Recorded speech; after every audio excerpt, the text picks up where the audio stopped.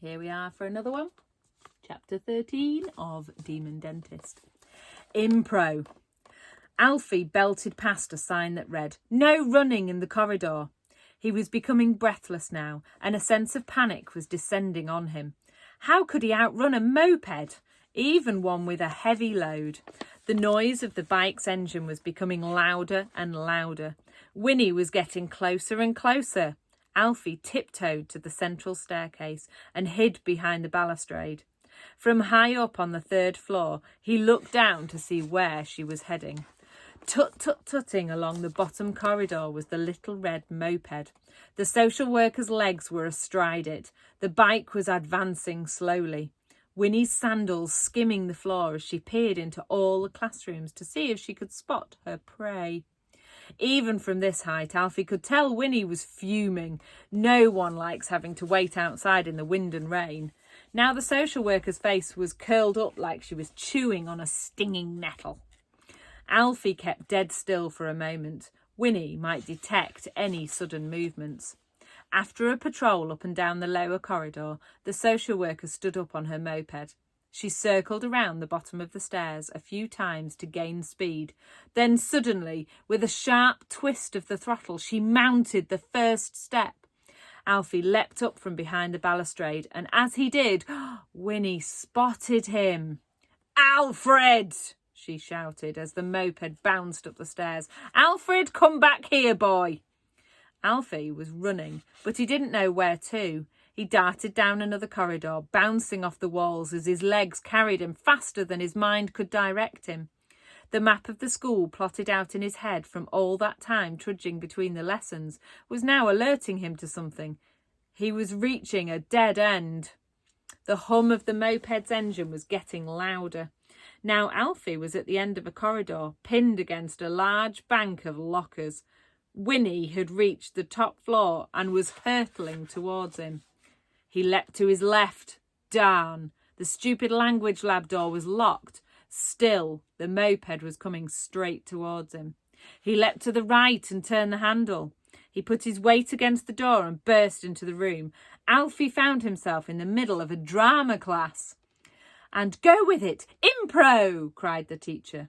Mr. Snood taught drama.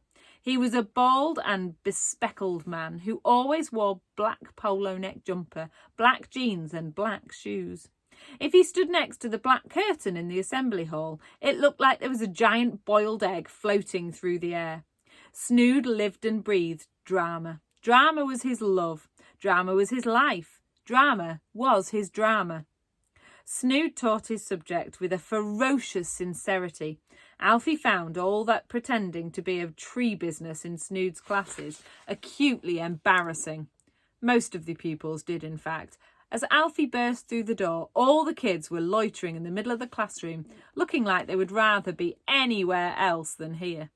They were reluctantly trying to improvise, or impro, as Snood called it, a scene based around the end of the world.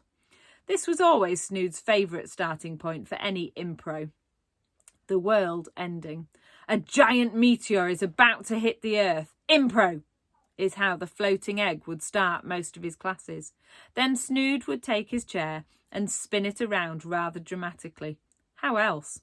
With it facing the wrong way, he would sit with his short legs astride it.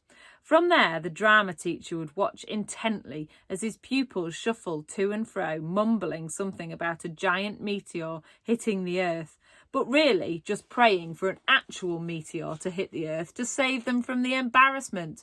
"I said impro!" exclaimed Snood. "I'm not doing drama today, sir," uttered Alfie. "That doesn't matter, boy," announced Mr. Snood in his deep, rich voice. It sounded as rich as chocolate mousse. "You have become part of the scene, so a giant meteor is about to hit the earth and wipe out all human, animal and plant life. Impro!" Said Alfie. He couldn't think of a single thing to say, but he could hear the moped stuttering just outside the room. "Impro!" implored Mr. Snood.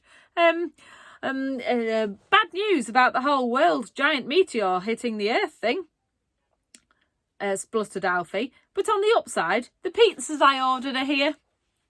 Just then, Winnie's moped crashed through the door. Even Snood looked a little taken aback at this, but with the improvisation growing by the moment, this was no time to stop. Impro! What? Replied Winnie, fixing Alfie in her sights as she skidded to a halt. Tell us what flavours of pizza you have, exclaimed Snood. I ain't no pizza delivery service, you fool. I'm a social worker. Now, class, Snood turned to his pupils. What this lady has done here is, anybody? No? She swapped roles midway through an impro. As I have always said, that's an impro no-no. I am here to get this boy to the dentist, exclaimed Winnie. What I would say now, and I know the first rule of impro is, anybody? No? Never stop an impro. Another impro no-no. But I do feel passionately, what with a meteor hitting the earth and pizzas just having been delivered.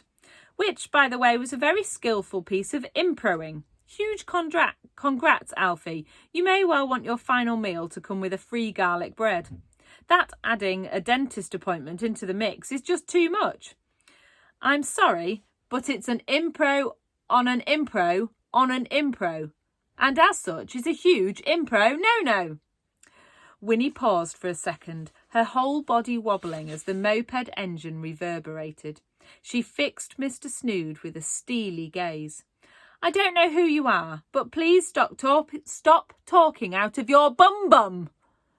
Then she turned her focus to Alfie. Now, you get on this moped at once. The boy stood motionless on the spot for a moment. I like this, though. Building tension, sense of drama, theatre at its best. Will he get on the moped or not? Whispered the teacher to his class. Suddenly, Alfie pushed a chair into the path of the moped and fled out of the room.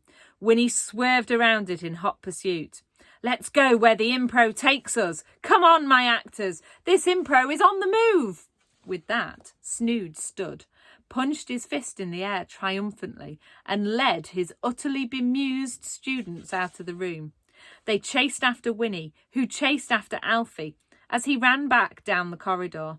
The boy turned the corridor and ran smack into his headmaster coming the other way. Now come on, said Mr. Gray, trying his hardest to sound authoritative, but failing. What does the sign say? Toilets? The other one. Oh, no running in the corridor, sir. Thank you. You nearly knocked me clean over. Sorry, sir. You could have had someone's eye out. Alfie wasn't sure if this was true. Teachers tended to say this a lot.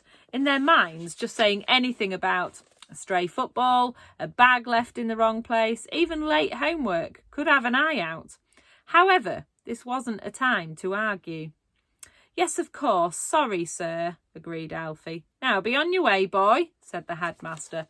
A proud smile spread across his face. At last, he had done something headmasterishly. Thank you, sir. Alfie walked off as quick as he could without breaking into a run.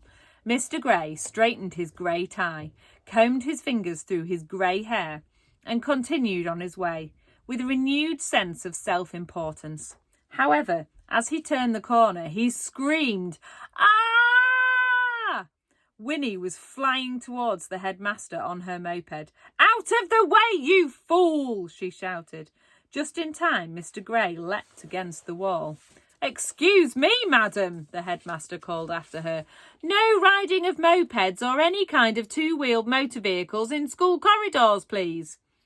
Winnie didn't look back. She barely heard him. Such was the roar of the engine. The headmaster stood and watched Winnie disappear off down the corridor, shaking his head and tutting to himself.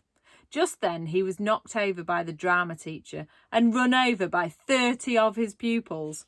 As Mr. Snood passed, he commented, "Very powerful trampled underfoot acting, headmaster. Huge congrats."